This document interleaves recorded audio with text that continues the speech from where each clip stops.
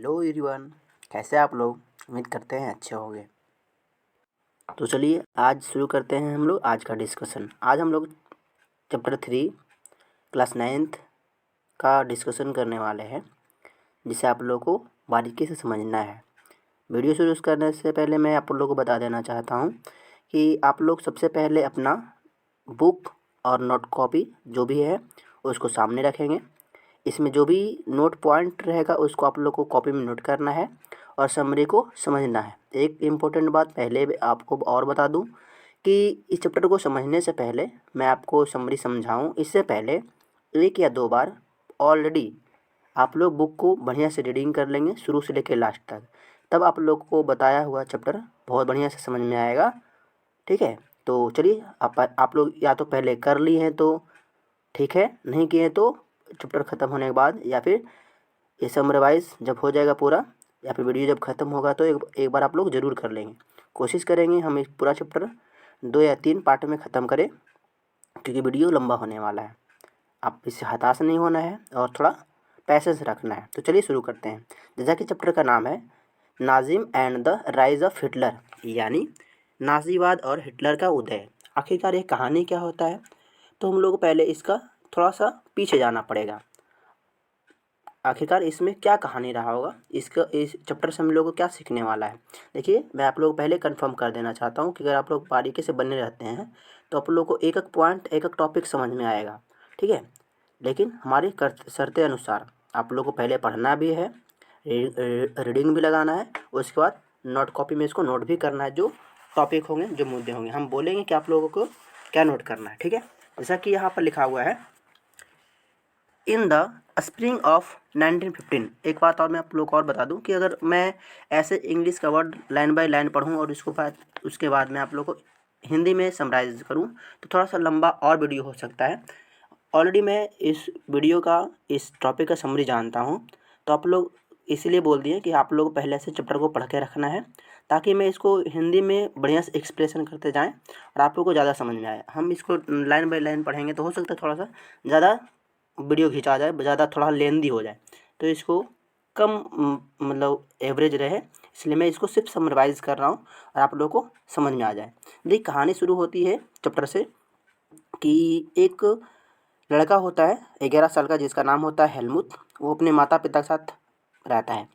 कहानी 1945 की है। आप जानते हैं 1945 में क्या हुआ होगा, नहीं जानते तो आप लोग पता होना चाहिए कि सेकेंड वर्ल्ड वार का लास्ट इस टाइमिंग है। लगभग बोले तो लगभग लास्ट टाइमिंग है। हिरोशिमा और नागासाकी पर परमाणु बम अमेरिका द्वारा गिराया जा चुका है। तब की ये बात है। लगभग रूस है जो जर्मनी पर चढ़ाई कर चुका है। जर्मनी पूरी तरह से परास्त हो चुका है। उस समय की कहानी है। तो ये बात शुरू कहाँ से होती है, आखिरकार स्टार्टिंग 1945 हमें इंडिकेट क्या कर रहा है, तो चलिए इसी को समझते हैं। उम्मीद करते हैं जिज्ञासा आप लोग को आ गया होगा। हम आप लोग को इस जिज्ञासा को थोड़ा और रोमांचक बनाते हैं। कहानी क्या है कि एक लड़का है 11 वर्षीय, जिसका नाम है हेलमुथ। वो अपने माँ बाप के साथ में घर में रह रहा है। उसके माँ बाप कुछ आपस में बातचीत कर रहे हैं। बातचीत बहुत थोड़ा सहमी सहमी है, दबी दबी सी है। एक्चुअली वो दोनों अपने मतलब माता पिता आपस में डिस्कस कर रहे हैं कि क्या करें, कि मर जाए, हेलमुथ को भी मार दे। मतलब आपस में मरने मारने की बातें हो रही है। ये हेलमुथ को समझ में नहीं आ रहा है, बच्चा है वो, बिल्कुल इससे अनजान है। उसके माँ बाप जानते हैं कि हम लोग मरने वाले हैं, या फिर खुद को मारेंगे या फिर साथ में बच्चों को भी लेकर के मरेंगे। फाइनली डिसाइड करते हैं कि नहीं, हम नहीं मरेंगे, बल्कि मतलब बच्चों को नहीं मारेंगे बल्कि हम लोग मरेंगे। बच्चों को बचा लेंगे किसी भी तरीके से। यह मारने वाली बात क्या क्या हो रहा होगा, आखिरकार इसके पीछे रीज़न क्या है, तो इसको समझने से पहले मैं आप लोग को थोड़ा सा और पीछे लेकर के चलता हूँ। उम्मीद करेंगे कि आप लोग गौर से सुनेंगे। कहानी तब की है जब हिटलर फर्स्ट वर्ल्ड वार में इसमें शुरू हुआ था। फर्स्ट वर्ल्ड वार में जानते हैं कि हिटलर हिटलर का कहानी भी आप लोगों को हम बहुत बढ़िया से बताएंगे। फिलहाल में आप लोग थोड़ा सा बारीकी से मतलब समरीज को समझने के लिए समझ लीजिए कि मतलब कैसे कैसे क्या हुआ था। हम आप लोग सब कुछ बताएंगे कि कैसे हिटलर का उदय हुआ, जन्मा, कहाँ जन्मा, कैसे, पूरी कहानी बताएंगे हिटलर के बारे में। अभी हिटलर के बारे में ना समझा करके मैं एक यहाँ के विस्तार को मैं समझाना चाहता हूँ। वो एक्चुअली कहता ना कि फिल्म से पहले टेलर आता है, टीजर आता है। तो पहले एक्चुअली ये मान लीजिए कि टेलर है, टेलर के पीछे वाले भाग को समझना है ना, फ्लैशबैक में जाना है। तो कहानी तब की होती है जब हिटलर फर्स्ट वर्ल्ड वार में रमता है, उसमें उसका प्रदर्शन तो अच्छा ही होता है, लेकिन कोई कारण से, है ना, जर्मनी को उसमें हार के खानी पड़ती है।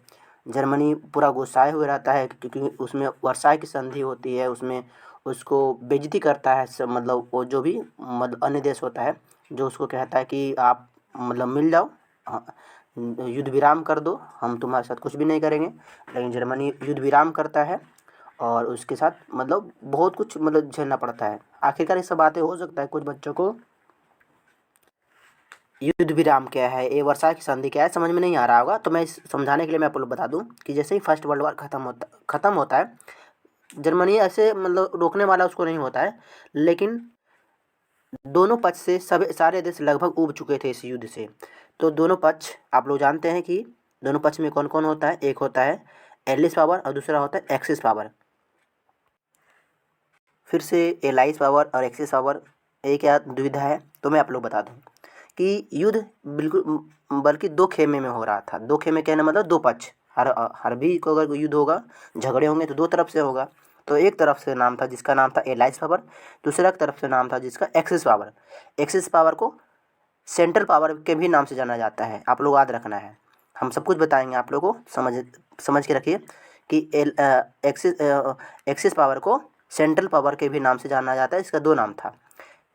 फिर से दो खेमा, कौन कौन, एलाइस पावर और एक्सिस पावर। एलाइस पावर में कौन कौन थे, तो उस समय थे ब्रिटेन, फ्रांस और सोवियत रूस, जो भी हम लोग रसिया बोलते हैं इसको, है ना। ओनली रसिया है क्योंकि 1991 में रसिया बहुत सारे देश में विभक्त हो गया, तो है ना, पहले सोवियत रूस के नाम से जाना जाता था, अभी ओनली रसिया कहते हैं। 1951 में रसिया के लगभग 15 देश उससे अलग हो गया था। तो ये तो बात की बात है। तो एक तरफ से थे, यानी एलाइस पावर में कौन थे, इसको हिंदी में कहते हैं मित्र राष्ट्र। तो एलाइस पावर में कौन कौन थे, ब्रिटेन, फ्रांस, रूस और एक छोटू मोटू मतलब अगल बगल का देश, है ना, वो सब मतलब उसमें नेतृत्व कर रहे थे। आप लोग बता दूं कि फर्स्ट वर्ल्ड वार में मतलब अमेरिका नहीं आया था, अमेरिका भी इसी का पार्ट है, लेकिन अमेरिका सेकेंड वर्ल्ड वार में मतलब एलाइस पावर में आकर के मिला था। ठीक है, तो अभी अमेरिका की बात नहीं होगी। हाँ, अमेरिका फर्स्ट वर्ल्ड वार में पैसों से मतलब खाने से, अनाज से मदद कर रहा था, बट इनडायरेक्टली युद्ध में कूदा नहीं था। और दूसरी इधर एक्सिस पावर की तरफ से था आपका जो भी तुर्की का जो है ऑटोमन, उसमें तुर्की जो देश है उसमें उसको ऑटोमन साम्राज्य के नाम से जाना जाता था। वो था आपका, जर्मनी था, इटली था और आपका आसपास के मतलब ऑस्ट्रिया, ये सब देश था। मतलब यहाँ पर भी लगभग 4-5 देश इधर, 4-5 देश उधर, दोनों मिलकर के लड़ रहा था। और लगभग लड़ाई में इसका नुकसान पूरा देश को मतलब देखा जाता है। जब भी लड़ाइयाँ होते हैं लंबी, तो उसमें पूरे देश का नुकसान होता है। हाल फिलहाल में अगर आप लोग रूस यूक्रेन से वाकिफ़ होंगे तो उसका खामियाजा लगभग पूरे देश को झेलना पड़ा है। आप इससे बहुत अच्छे से परिचित होंगे, तो हमें इस बात को आपको समझाने की ज़रूरत नहीं पड़ेगा। हम ऐसा उम्मीद कर रहे हैं आप लोगों से, तो बात को समझते जाइए। तो ऐसे ही मतलब दोनों मतलब हुआ, लड़ाई हुआ। हालांकि लास्ट होते होते लगभग 1918 आते आते मतलब दोनों मतलब पावर है जो आपस में मतलब बोझ समझने लगे और बहुत और लंबा इसको खींचने के मूड में नहीं थे, क्योंकि आप जानते हैं कि 1914 में ये फर्स्ट वर्ल्ड वार में स्टार्ट हुआ था और लगभग 1918 यानी देखा जाए तो 4-5 साल लंबा चला गया था युद्ध। कौन जानता था कि इतना लंबा युद्ध जाएगा, लेकिन चला गया। तो लगभग दोनों देश था जो, लगभग दोनों पावर था जो आपस में विभक्त होने लगे। आखिरकार समझौता हुआ, जर्मनी को इधर एक्सिस पावर को एक्सिस पावर का नेतृत्व कर रहा था मुख्य रूप से जर्मनी, और उधर से एलाइस पावर का नेतृत्व कर रहा था आपका ब्रिटेन। तो मतलब समझौता हुआ, एक्सिस पावर को बोला गया कि समझौता कर लो और मतलब कुछ नहीं किया जाएगा तुम्हारे साथ, मतलब सब अपना अपना जो जिसका जो गया है ना, आपस में फिर युद्ध को विराम करते हैं। तो इस तरह से जर्मनी भी देखा कि चलो भाई मतलब हम भी मान जाते हैं, हमारा भी तो नुकसान जा रहा है, और जर्मनी भी वहाँ पर सरेंडर कर दिया। लेकिन ऐसा नहीं हुआ, उसमें वर्साई की संधि हुई। वर्साई नामक जगह है जर्मनी में ही, वहाँ पर संधि हुआ और उसमें जर्मनी को मतलब बुरी तरह से प्रताड़ित किया गया, उसको नीचा समझाया दिखाया गया, उसको पूरा ये ठहराया गया कि जितना भी युद्ध हुआ फर्स्ट वर्ल्ड वार में पूरा तरह से जिम्मेदार जर्मनी है, इसका हार जाना भी, जितना भी खर्च हुआ, जितना भी नुकसान हुआ, सब जर्मनी भरेगा। और इनडायरेक्टली देखा जाए तो पूरा वर्ल्ड मिल करके लगभग जो भी वहाँ पर नेतृत्व कर रहे थे, जर्मनी को इसका जिम्मेदार ठहराया गया। बहुत जर्मनी के बहुत सारे द्वीपों को, हिस्सों को वहाँ के मतलब हड़प लिया गया, वहाँ से बहुत सारे उसको पैसे मांगा गया। यहाँ देखा जाए तो जर्मनी उसी समय से खिसियाया हुआ था, कहने मतलब कि गुस्सा हुआ था और चाहता था कि बस एक बार हमको मौका मिले। क्योंकि उस समय तो वो उठ नहीं सकता था, उसमें वो और झगड़ा नहीं कर सकता था उस समय जब संधि हो रही थी, क्योंकि सब कुछ नष्ट हो गया था, बहुत कुछ तबाह हो गया था। गोला बारूद भी तो चाहिए, सैनिक भी तो चाहिए, सब चीज़ बर्बाद हो गया था। लेकिन हाँ, जर्मनी के लोगों में, जर्मनी के नेता में एक बात का खिन्नस था कि अगर हमें मौका मिल जाए तो इसका हम बदला ज़रूर एक बार लेंगे। और फाइनली ये बात होती है 1939 में स्टार्ट होता है। उससे पहले उसी समय हिटलर जर्मनी का एक मतलब सेना हुआ करता था, सेना में भाग लिया हुआ था और मतलब बहुत बढ़िया नेतृत्व कर रहा था। और कहने मतलब कि जैसे ही सेकेंड वर्ल्ड वार ख़त्म हुआ, सॉरी फर्स्ट वर्ल्ड वार ख़त्म हुआ, तो वह मतलब सेना से अलग हुआ।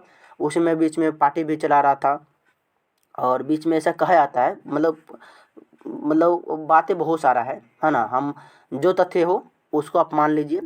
मतलब हम हमारी जानकारी के अनुसार ऐसा कहा जाता है कि लगभग 1925 ईस्वी 26 ईस्वी के लगभग में जर्मनी मतलब जर्मनी से हिटलर को भगा दिया गया, मतलब निकाल दिया गया उसके कुछ रवैये की वजह से। और वहाँ से भागा तो मतलब सोवियत रूस के जो सेना है या फिर बोला तो ब्रिटेन के सेना है, उसको पकड़ना शुरू कर दिया और वो जा कर के छुप गया एक यहूदी परिवार के घर में। और उसको बोला गया कि हमें सैनिक ढूंढ रहे हैं, हमें बताना मत कि हम यहाँ पर हैं, हमारी हेल्प करो। लेकिन यहूदी परिवार उस हिटलर को मतलब बता देते हैं कि हमारे घर में है और उसको पकड़ करके ले जाया जाता है, जहाँ पर हिटलर को बहुत मारा जाता है, बहुत मारा जाता है। उसके घावों पर मतलब नमक छिड़का जाता है, मतलब बहुत तड़पा तड़पा कर मारा जाता है। और उसे कहा जाता है कि जो भी जानकारी है, चूँकि वो सेना का भाग हुआ करता था हिटलर, तो बोला जाता है कि बताओ सेना का राज बताओ, बट हिटलर बताता नहीं है। इसके लिए हिटलर को बहुत तड़पारित किया जाता है। तो अंदर ही अंदर वो हिटलर मन में सोच लेता है कि अगर बस हमको एक बार मौका मिल जाए, हम इन यहूदी को, जिसके वजह से हमको इतना कष्ट झेलना पड़ रहा है, अगर हम सबका सफाया ना कर दिए तो लो दिमाग में उसका ये विचारधारा उसी समय से पनप गया था। कुछ और भी विचारधारा है, कहते हैं कि नहीं बचपन से ही ऐसे लोगों के साथ में रहा था, ऐसे स्कूली शिक्षा मिला था कि यहूदियों से उसको घृणा कराने सिखाया गया था। जहाँ जहाँ वो मतलब पढ़ता था फिर मिलता था, लोग यहूदियों के बारे में बुराई ही करता था, जिसके कारण वो बचपन से ही यहूदी के कट्टर विरोधी था, है ना। लोगों का कैसा कहना था और उसके दिमाग में भी अब भरा गया था कि यहूदी जहाँ भी जाते हैं, है ना, वहाँ के दूसरों के संसाधन को यूज करके अपने लिए बना लेते हैं, खुद डेवलप कर जाते हैं, दूसरों को छोड़ देते हैं, है ना। तो ऐसे विचारधाराएँ बचपन से उसको सिखाया जा रहा था, है ना। इस कारण से कहा जाता है कि सेकेंड वर्ल्ड वार में यहूदियों को मतलब उतने सारे यहूदियों को मौत के घाट उतारता है। बहुत सारी कथन है, आप किसी एक को मान करके मान लीजिए कि ऐसा हुआ है। तो अभी जो हम लोग कुछ समय पहले स्टार्टिंग में जो हम पढ़े हेलमुट, उसके माँ बाप के बारे में कहानी पढ़ रहे थे, तो एक्चुअली में हेलमुट और उसके माँ बाप थे जो यहूदी थे। अब कहानी को आपको समझ में आएगा, स्टार्टिंग में समझ में नहीं आ रहा था, यहाँ से आप कड़ी को जोड़िए। एक्चुअली हेलमुट और उसके माँ बाप थे एक यहूदी थे और वो जानते थे कि हिटलर का सेना आएगा, हमें पकड़ करके ले जाएगा और सबको मार देगा। क्योंकि हिटलर का रवैया ही बन गया था कि देखो यहूदी को ढूंढो दुनिया में जहाँ भी है, उसको पकड़ कर लेके आओ और उसको मार दो, जैसे भी मारना है, गैस चैम्बर में घुसा के मार दो, है ना, गोली से मार दो, जैसे मारना है। और उसके माँ बाप जानते थे कि अब हिटलर का सेना आने वाला है, कुछ समय में बस आ ही जाएगा, तो क्या करूँ, हिटलर के हाथों मर जाऊँ कि हिटलर के सेना के हाथों मर जाऊँ कि खुद ही मर जाऊँ, ऐसा कुछ उनके विचार में चल रहा था। तो फाइनली वो डिसाइड करते हैं कि कुछ भी हो जाए हम अपने बच्चों को बचा लेंगे। तो अब आते हैं कहानी के स्टार्टिंग वाला पेज में, एकदम बिल्कुल शुरू कर रहे हैं, ठीक है। इतना कहानी आप लोगों को हम सारी समरी को समझाने में हमें लग गया है। अब आज हम शुरू से बातें आप लोग बता रहे हैं कि अब बातें क्या होता है कि हेलमुट के माँ बाप उनको बोलते हैं कि बेटा मतलब हम लोग एक खेल रहे हैं। ये पूरा कहानी आपका समरी में है, स्टार्टिंग आप से लास्ट तक करेंगे, जहाँ तक बताएंगे आप लोग को। ठीक है। हम बिल्कुल अब बिल्कुल आप लोगों को ध्यान से सुनना है, ठीक है। हम लोग यहाँ से बिल्कुल शुरू करने वाले हैं। ये पूरा समरी को हम लोग समझने वाले हैं। उसके माँ बाप बोलते हैं कि बेटा हम लोग एक खेल खेलने वाले हैं जिसमें कुछ लोग आएंगे और हमें पकड़ करके ले जाएंगे, है ना। तुम्हें डरना नहीं है, मतलब तुमको छुप जाना है, ऐसा जगह छुपना है जहाँ पर ना ही उन लोग जो आएंगे उन सब तुम्हारे नज़र को दिखे नहीं, तुम उसको दिखाई नहीं पड़े। हम लोग को ले करके जाएंगे, है ना। तुम डरना नहीं, ठीक है। ये सिर्फ एक खेल का भाग है। हेलमुट तो समझता नहीं है कि माँ बाप उसको बहाना बना करके खुद शहीद होने जा रहे हैं। और फाइनली हेलमुट एक बहुत बढ़िया जगह पे छुप जाता है और उसको माँ बाप को लेके जाता है। जाते वक्त भी माँ बाप हंसते हैं ताकि हेलमुट डर ना जाए। हेलमुट भी इसको एंजॉय कर रहा होता है क्योंकि उसको पता ही नहीं होता है कि उसके माँ बाप के साथ में क्या होने वाला है। और बाहर ले जा कर के उसके माँ बाप को मार दिया जाता है। उसके बाद हेलमुट बाहर निकलता देखता है कि उसके माँ बाप को कोई मार रहे हैं, है ना। तब तक ये समझता, उसके बाद सोवियत रूस का सेना आता है ना। हेलमुट को बचाया जाता है, हिटलर के सेना को पकड़ा जाता है ना। और वहाँ पर हेलमुट को बचा मतलब सेव किया जाता है। एक कहानी था पूरा हेलमुट और उसके मतलब रिलेटेड, उसके माँ बाप से संबंधित कहानी। आपको उम्मीद करते हैं बात समझ में आया होगा कि आखिरकार ये कहानी क्या था कि हिटलर द्वारा चलाया गया प्रोपेगेंडा कि जहाँ भी देखो यहूदियों को मार दो। ये कहानी बिल्कुल उसी पर समराइज़ हो रहा है कि जहाँ पर जिव्स को देखो वहाँ पर उसको ख़त्म कर दो। तो उम्मीद करते हैं यहाँ पर कहानी आपको समझ में आया होगा। अब आते हैं हम लोग नेक्स्ट टॉपिक पर, ठीक है, जो आपका यहाँ से रिलेटेड है। कि कहानी तो बहुत सारे हैं कि ऐसा कहा जाता है कि इस आवेश में कि हिटलर को मतलब बिल्कुल यहूदियों से दुश्मनी हो गया था। वह हिटलर बिल्कुल जर्मनी में ढूंढ ढूंढ करके लगभग 60 लाख यहूदी को मार दिया था। आप सोच सकते हैं कि उसमें की आबादी का लगभग आधे से ज़्यादा आबादी को हिटलर मतलब मौत की घाट उतार दिया था। 2 लाख से ज़्यादा जिप्सियों को मार दिया था। 10 लाख पोलैंड यात्री को मार दिया था। ये कितनी बड़ी जनसंख्या थी और कितनी बड़ी संख्या में था। एक क्या था, बस हिटलर का एक ऐसा विचारधारा जो यहूदी को जिप्सियों को देखना नहीं चाहता था। ये सब अपने आप में एक समुदाय के लोग हैं जो मतलब विभिन्न क्षेत्रों में रहना पसंद करते थे। खोज खोज करके हिटलर इन लोगों को पकड़ता था, बिल्कुल ट्रक पर या फिर जैसे भी हो सके गाड़ियों पर इसको ढो ढो के लाता था। बिल्कुल गोदाम में बोरे के भांति, अनाज के बोरे के भांति रखा जाता था। उसके बाद एक गैस का चैम्बर बना करके उसको उस गैस चैम्बर में, बहुत बड़ा गैस चैम्बर हुआ करता था बिल्कुल कमरे के टाइप में, और उसमें लगभग यहूदियों को भरा जाता था। उसमें एक जहरीली गैस छोड़ दी जाती थी ताकि वहाँ पर घुट घुट के मरे। मरने के बाद फिर इसको जहाँ तहाँ इन लाशों को, यहूदियों की लाशों को फेंक दिया जाता ताकि उसको चील के वो खाए। इस तरह से विचारधारा बन गया था यहूदियों के लेकर के हिटलर का। तो सोच सकते हैं कैसी विचारधारा है, कैसी मानसिकता है। आखिरकार यहूदी सारा इस 1945 के बाद हिटलर का जैसे ही मतलब विनाश होता है, अमेरिका जापान पर परमाणु बम गिराता है, हिटलर भी कमज़ोर होता है, जापान भी कमज़ोर होता है और आत्मसमर्पण का निकटी आता है। हिटलर कहा जाता है कि ये भी खुद को सरेंडर करने के सिवाय, है ना, ये मतलब आत्महत्या कर लेता है। यहाँ पर बातें ख़त्म होती है। आखिरकार ये पूरा माजरा क्या रहा होगा, क्या ऐसी बातें रहा होगा। ये बोले ना कि ये सिर्फ आपका टेलर था यहाँ तक। अब आते हैं हम लोग मेन कड़ी पर, जहाँ से ये पूरा टॉपिक शुरुआत होता है कि आखिरकार इसमें क्या कमियां रहा होगा, क्या बात रहा होगा जो इतनी चीज़ों को जन्म देता है, ठीक है। तो ये आप लोग का फ्लैशबैक यानी आगे पूरा बहुत आगे की कहानी था जो आप लोगों ने इतना कुछ पढ़ा। अब हम लोग बिल्कुल स्टार्टिंग से पढ़ने वाले हैं 1914 से, यानी जब फर्स्ट वर्ल्ड वार स्टार्टिंग हुआ है उसके लिए मतलब रणनीतियाँ बनी है, वो सब हम लोग पढ़ने वाले हैं, ठीक है। तो आप लोग पैसा से बना के रखेंगे, घबराना नहीं है बस, ठीक है।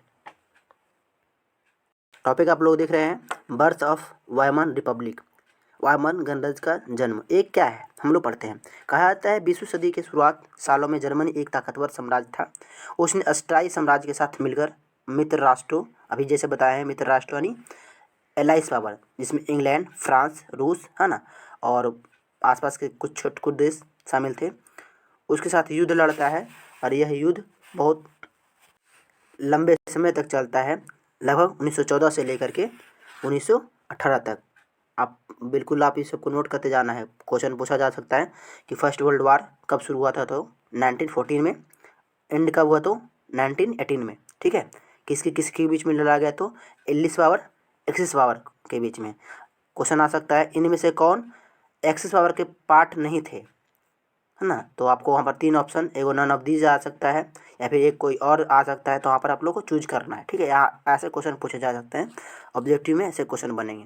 ठीक है, लगभग दुनिया के सारे देश इसमें कूदे और फाइनली मतलब इसका रिजल्ट भी हुआ। जैसा कि हम पहले ही बता चुके हैं कि दो दो खेमे आपस में लड़ते लड़ते इसमें आपस में बनते हैं कि अब इसको विराम किया जाए, और सारे मिलकर के घुटने टेकते हैं और इसको विराम करने की चेष्टा करते हैं। जर्मनी भी नहीं चाहता है कि इस खेमे को ज़्यादा आगे तक खींचा जाए, ताकि इसमें कुछ प्रॉब्लम आए, युद्ध कुछ ज़्यादा ही हार जाना इसमें पेश की जाए। पराजय के बाद विजयी देशों ने उस पर बहुत सारे कठोर शर्तें थोपी, मतलब वही जर्मनी पर। वर्साई की संधि हुई थी, वर्साई नामक जगह पर है। जैसा कहा जाता है कि इस संधि के बाद जर्मनी को अपने सारे उपनिवेश, तकरीबन 10% आबादी, 10% भूभाग, 75% लौह भंडार, 26% कोयला भंडार, फ्रांस, पोलैंड, डेनमार्क, लिथुआनिया, है ना, ये सब के हवाले करने पड़े। जर्मनी की रही सही ताकत खत्म करने के लिए मित्र राष्ट्रों ने अपनी सेना भी वहाँ पर भंग कर दी और पूरी तरह से कोशिश किया कि जर्मनी इसको इस काबिल बना दी जाए ताकि ये दोबारा पुनः नहीं उठ पाए। ठीक है, तो दिमाग में एक बात आता होगा, ये बात टॉपिक ख़त्म हुआ है, हम लोग आएंगे 1.1 पर के पास आएंगे। ठीक है, लेकिन मैं आप लोग को यहाँ पर क्वेश्चन बनना चाहिए कि आखिरकार एक ऐसा कैसे हो सकता है कि फर्स्ट वर्ल्ड वार में इतनी बुरी तरह से जर्मनी हारने के बाद और पुनः फिर 1939 तक लगभग देखा जाए तो 20 साल के करीब करीब में वो फिर से मतलब एक महाशक्ति के रूप में उभरता है और इंग्लैंड, अमेरिका, फ्रांस, रूस जैसे देशों को परास्त करता है, उसके साथ लड़ने के लिए सक्षम बनता है। तो मैं आप लोग बता दूं कि ये बिल्कुल तटीय क्षेत्र पर बसने वाला एक देश है और जहाँ पर तमाम क्षेत्रों का मतलब आदान प्रदान होता है। दूसरी बात, यहाँ पर खनिज की कोई कमी नहीं है ना, खनिज अथाह है। दूसरी बात, यहाँ पर टेक्नोलॉजी जो नाम से जाना जाता है। तो मतलब इस कारण से क्या है कि मतलब ये यहाँ पर जो जीडीपी है कहने वाला पैसा मतलब अत्यधिक बढ़ते जाता है। दूसरी बात, यहाँ के लोग सबसे ज़्यादा पूंजीवादी कमाऊ पर डिपेंडेंट है, इसीलिए इन लोगों को मतलब बूस्ट करने में ज़्यादा टाइम नहीं लगा। ये तो बात की बात रही। हम लोग आते हैं 1.1 जहाँ पर लिखा हुआ है the effect of the war, यानी युद्ध का असर। सिंपल सी बात है, जैसा कि हमने बताया कि युद्ध कोई भी चीज़ का सॉल्यूशन नहीं है। तबाहियाँ दोनों तरफ से होता है, जान माल का हानि दोनों तरफ से होता है, जाने जाती है, बेरोजगारी आती है, भुखमरी आता है, तरह तरह की चीज़ें से झेलना पड़ता है दोनों तरफ का। लेकिन हाँ, इसमें सबसे ज़्यादा अगर किसी को असर आया तो आपका आया जर्मनी का। उसके इस रवैये की वजह से मतलब वो मित्र राष्ट्रों ने मिलकर के जर्मनी पर बहुत अधिक से अधिक कर लगाए, जिसका चुकाते चुकाते रूस को जर्मनी को एक अलग सा मानसिकता अपनाने लगा। कहा जाता है नवंबर के अपराधी, है ना, कहकर उन्हें खुले मजाक उड़ाया जाता था। बात तो ऐसा है कि पहले युद्ध में यूरोपीय समाज और राजनीतिक व्यवस्था अपनी गहरी छाप छोड़ दी। सिपाहियों को आम नागरिकों के मुकाबले ज़्यादा सम्मान दिया जाने लगा। राजनेता और प्रचारक इस बात पर जोर दिया जाने लगा कि आक्रमण ताकतवर और मर्दाना गुण होने वाला ही आगे चल कर के सिपाही बन सकते हैं और कोई भी देश के अपनी अर्थव्यवस्था और मतलब सैन्य शक्ति को बढ़ाने में अपनी भूमिका निभा सकते हैं। कहने का सीधा सीधा मतलब ये है कि जो एलाइज पावर के जो सैनिकों का जो मनोबल है उन लोग को अत्यधिक बढ़ाने के लिए उन लोगों ने अपना प्रपंच रचा और पूरी तरह से पूरा कार्य को दोषी ठहराते हुए जर्मनी को सौंप दिया गया और अपनी अपनी दुनिया में उन लोग लौट गए। यहाँ पर कहीं ना कहीं वो चिंगारी जो जर्मनी के अंदर है वो धीरे धीरे सुलगता चला गया और वो बस एक मौके की तलाश में था और वो लगभग धीरे धीरे संकट पनप ही रहा था। टॉपिक आता है 1.2 जहाँ लिखा political radical and economic crisis, यानी राजनीतिक रेडिकल और आर्थिक संकट। ये क्या है? कहा जाता है कि जिस समय वायमन गणराज्य की स्थापना हुई थी उसी समय रूस में वॉल्शेविक क्रांति हुई। ये वायमन गणराज्य का क्या है तो मैं आप लोग बता दूं कि ये आप लोग को जाना पड़ेगा। आप मतलब 1905 के पहले एक कहानी है, जब मतलब रूस पर निरंकुशवाद का शासन था उस समय लगभग दुनिया के जो मतलब खेमे हैं बहुत सारे पार्ट में बटे हुए थे। निरंकुश शासन है जो मतलब जनता पर राज करता था, तो वहाँ पर उन लोग को मैनेज करने के लिए एक बोल्शेविक क्रांति की मतलब आयोजना हुआ था, उसी से संबंधित बातें हो रही है। मैं आप लोगों को सब कुछ लिंक करके बताना चाहता हूँ ताकि आप लोगों को समझ में आए। पता चला कि ये बात तुरंत आया बोल्शेविक क्रांति, अब पता चला कि बोल्शेविक क्रांति क्या है। अगर आप लोगों को ज़्यादा दुविधा है तो आगे हम लोग डिस्कस करने वाले हैं, और ये चैप्टर आपका 2 में है। आगे अगर नहीं समझ में आता तो आप वहाँ पर जा करके इसको पढ़ सकते हैं। इसका वीडियो भी आप लोग को इसी चैनल पर मिल जाएगा, चैप्टर 2 का भी। हम सारा ये सीरीज चला रहे हैं, बिल्कुल आप लोग का SST का सारा पार्ट ख़त्म होगा, ठीक है? तो आप लोग बने रहेंगे। कहा जाता है कि विद्रोही योजनाओं को अंजाम देने वाली बहुत सारी ताकतें मतलब संपन्न हुआ।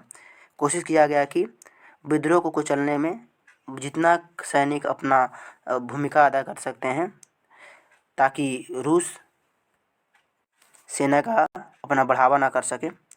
कहानी अपनी बीते पीछे घूमकर आती है, जहाँ पर हजारों में स्टॉकिस्ट नामक रेडिकल संगठन आयोजित किया गया था उस रैली में भाग लेते हैं।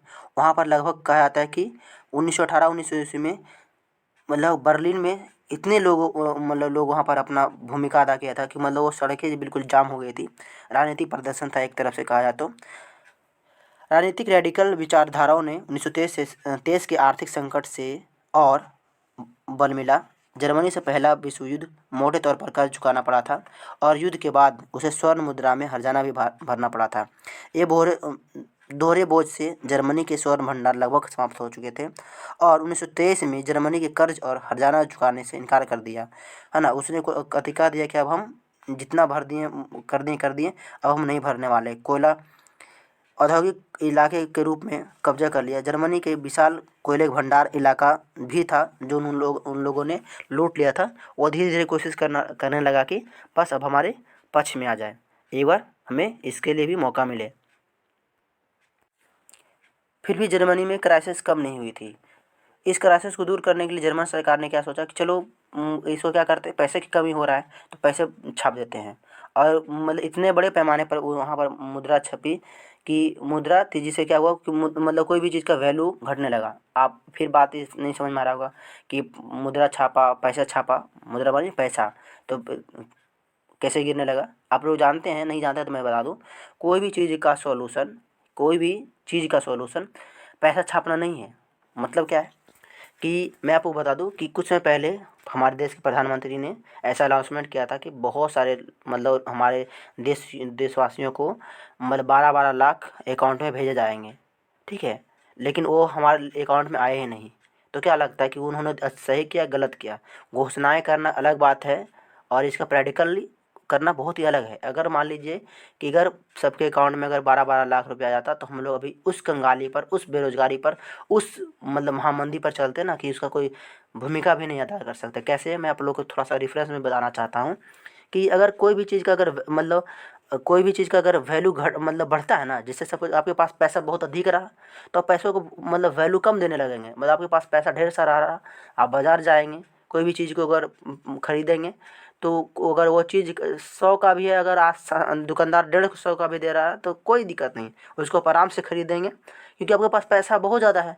150 खरीदेंगे, दुकानदार वाला को लगेगा अच्छा लगता है पैसे कम कर रहे हैं, फिर वो वही चीज़ को फिर 200 में बेचेगा, फिर भी आप खरीदेंगे क्योंकि आपके पास पैसा है। और ये सिर्फ आप ही नहीं करेंगे, 12-12 लाख तो दुनिया के मतलब देश के सारे ग्राहकों में आ गया। तो अपने चीज़ को सब कुछ सोचेगा कि ये चीज़ का दाम 100 रुपये क्यों रहेगा, तो उसको बढ़ा जो दाम 100 रुपये का था, पैसा अधिक होने की वजह से वही चीज़ बढ़ के हो जाएगा 500, 1000 हो जाएगा, है ना। और धीरे जब धीरे धीरे मतलब वो बाज़ार में मतलब निकलेगा तो धीरे धीरे क्या हुआ, वो क्राइसिस आने लग जाएगी। हम अपनी तुलना अन्य देशों से नहीं कर पाएंगे। हम अपने देश में रहने के लिए तो 1,000 2,000 सबके पास रहेगा, लेकिन उस मुद्रा का दाम प्राइस बहुत ही कम रहेगा। अगर मान लीजिए अभी अभी अगर आप लोगों को समझ में नहीं आया है टॉपिक, तो हम कभी भी इकोनॉमिक्स वाले चैप्टर में इसको बहुत बढ़िया डिस्कस करेंगे। फिलहाल में हिस्ट्री का बात है तो हम लोग आगे बढ़ते हैं। फिलहाल में इतना जान लीजिए कि कोई भी चीज़ का सॉल्यूशन पैसा छाप करके नहीं करना है। पैसा छापिए अधिक से अधिक तो आपका देश में इकोनॉमिक क्राइसिस आएगी। सिंपल सी बात, कोई भी चीज़ का डिमांड घटेगा तो उसकी महंगाई बढ़ेगी, डिमांड बढ़ेगा तो महंगाई घटेगी। बस बात वही हुआ। डिमांड बढ़ाने के लिए वहाँ की सरकार ने क्या किया कि मुद्रा छापा, जो कि उसका एक बहुत बड़ा भूल था। कहा जाता है कि अप्रैल में अमेरिकी डॉलर की कीमत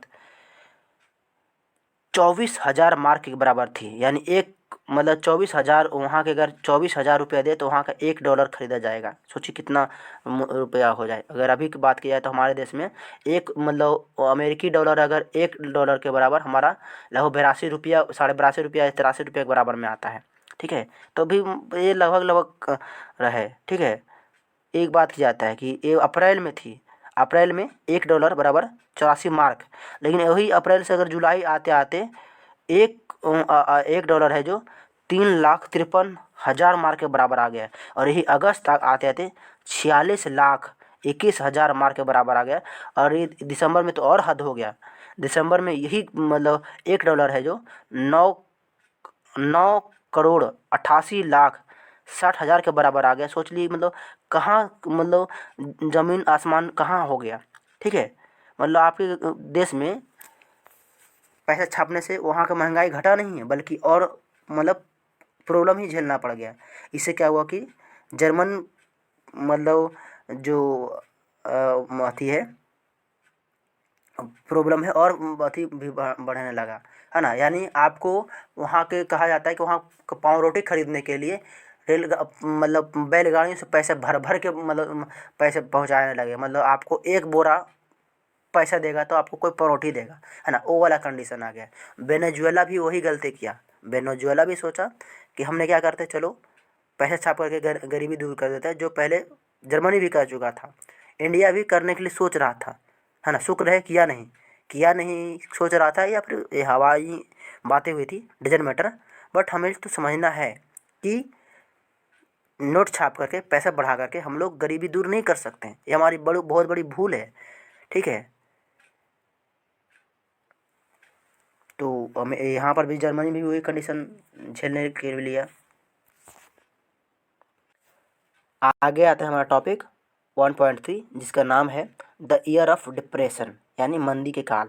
कहा जाता है सन 1924 से 1928 तक जर्मनी में इतना कुछ अस्थिरता रहा कि इसका कुछ अनुमान नहीं किया जा सके, है ना। मानो रेत के ढेर पर हम सब कोई खड़े हो।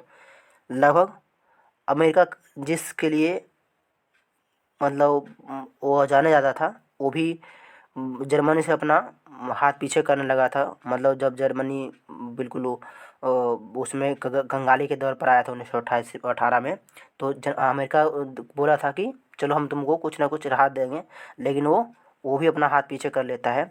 1929 में वॉल स्ट्रीट एक्सचेंज धराशायी हो गया, तो जर्मनी को मिल रही मदद भी रातों रात बंद हो गई। कीमतों में गिरावट की गई और आशंका को देखते हुए अपने शेयर बेचने लगे। एक वॉल स्ट्रीट एक्सचेंज क्या है, तो मैं इसके बारे में भी समझा दूं कि अमेरिका में भी 1929 ईस्वी में एक बहुत बड़ा मतलब डिप्रेशन देखने के लिए मिलता है। कहने मतलब कि मंदी का काल देखा जाता है कि वहाँ पर लोगों का भी मतलब बुरा असर हो जाता है। लोगों के पास भी पैसा कम होने लगते हैं, वहाँ भी मंदी आना शुरू हो जाता है। ये मंदी क्या आता है, तो यहाँ पर भी वही वही खेल, है ना। डिमांड घटेगा तो आपका महंगाई आएगा तो पैसे आप बाज़ार में कब निकलेंगे, तो शेयर बाज़ार में लग रहे पैसे, है ना। अभी बहुत सारे जो लोग हैं शेयर बाज़ार में अपने सट्टे लगाते हैं, तो वो शेयर बाज़ार गिरेगा तो बहुत देश की अपनी इकोनॉमी बहुत ही ख़राब कंडीशन में देखने के लिए मिलता है। 24 अक्टूबर को केवल एक दिन में 1.3 करोड़ शेयर बाज़ार बेच दिए गए थे। मतलब इतना महामंदी देखने के लिए मिला था। 1929 से लेकर 1932 तक 3 साल में अमेरिका बिल्कुल वहाँ के आबादी का जितना मतलब आय होता था, है ना, उसका बिल्कुल आधा हो गया था। सोच लीजिए मतलब कितनी बड़ी यह एक डिप्रेशन का समय रहा था। यह इसको गुजरने में मेरे को बहुत ही साल लग गए। 1932 में जर्मनी का औद्योगिक उत्पादन 1929 के मुकाबले 40% रह गया था। जो मजदूर या बेरोजगार होते जा रहे थे, वेतन काफ़ी गिर चुका था। बेरोजगारी की संख्या 60 लाख तक पहुंच गई थी। जर्मनी की सड़कों में हाहाकार दिखाया जा रहा था। कोई भी नौजवान कामकाज इस बात को झेलने के लिए तैयार न था कि हम कैसे अपनी कंडीशन को, अपनी जीविका को सही कर सके। आर्थिक संकट ने लोगों की गहरी बेचैनी के डर पैदा कर दिया था। जैसे जैसे मुद्रा का अवमूल्यन होता जा रहा था, मध्य वर्ग, खासतौर पर वेतनभोगी, कर्मचारी, पेंशनधारी बचत भी सिकुड़ती जा रही थी। सिंपल सी बात है, कहने का तात्पर्य है कि लगभग उस समय तक देखा जाए तो 1932-33 तक जर्मनी बहुत ही ख़राब कंडीशन से गुजरा है, खास करके 1928 से लेकर के 1932-33 तक। 1928 में 27 से 28 में जर्मनी से हिटलर को भगाया गया, और वो ऐसा कंडीशन था कि 1933 में या 32 में लोगों को जर्मनी का याद आने लगा। अभी तक मैं बता दिया था कि मैं जर्मनी से भगाने के बाद हिटलर को सोवियत रूस की सेना पकड़ के लेकर चला गया था, और वो अभी तक जेल में है। ठीक है। जैसे ही डिप्रेशन का काल आता है, बहुत ही ख़राब कंडीशन से गुजरता है जर्मनी, तब जर्मनी के लोगों को हिटलर का याद सताता है कि हिटलर भी एक ऐसा है जिसके अगर हम मदद लेते हैं तो हमारा मदद कर सकता है। तो और क्या, उसमें तक अभी देखा देखी ये था कि मतलब हिटलर का कोई खोज नहीं हो रहा था, तो उसके पार्टी के सदस्य भी चुप्पी में थे। लेकिन जैसे ही हिटलर की बातें होने लग जाती है तो लोग सोचते हैं कि चलो हिटलर को बाहर निकाला जाए, और फाइनली हिटलर को बाहर निकालने में, वहाँ से छुड़ाने में सफलता भी मिलता है। जैसे ही हिटलर जर्मनी आता है तो वहाँ पर उसको एक पद मिल जाता है। धीरे धीरे वह मतलब सत्ता पर अपना केंद्र बढ़ाते चला जाता है। फाइनली 1938 के चुनाव में वो मतलब वहाँ का बिल्कुल सत्ता अपने कमांड में लेकर चला आता है। पूरा जर्मनी का अपना खुद का मुखिया हो जाता है। और उसके बाद क्या होता है वो तो आप जानते ही हैं, और आगे भी हम लोग इसके बारे में डिस्कस करने ही वाले हैं। तो यहाँ तक बातों को ख़त्म किए हैं हम, है ना। नेक्स्ट टॉपिक में हम लोग डिस्कस करेंगे, जो टॉपिक नंबर 2 है, द राइज ऑफ हिटलर, यानी हिटलर्स राइज टू पावर, यानी हिटलर का उदय। इस टॉपिक को हम लोग डिस्कस करने वाले हैं। तो आज तक हम लोग यहीं पर छोड़ते हैं। मिलेंगे हम लोग नेक्स्ट वीडियो में। तब तक के लिए धन्यवाद। इतना आप लोग रिवीजन करेंगे, फिर से एक बार चैप्टर को पूरा पढ़ेंगे, जो भी बीच बीच में पॉइंट रहा उसको नोट करेंगे, याद करेंगे। ठीक है, मिलेंगे नेक्स्ट वीडियो पे। तब तक के लिए धन्यवाद। जय हिंद।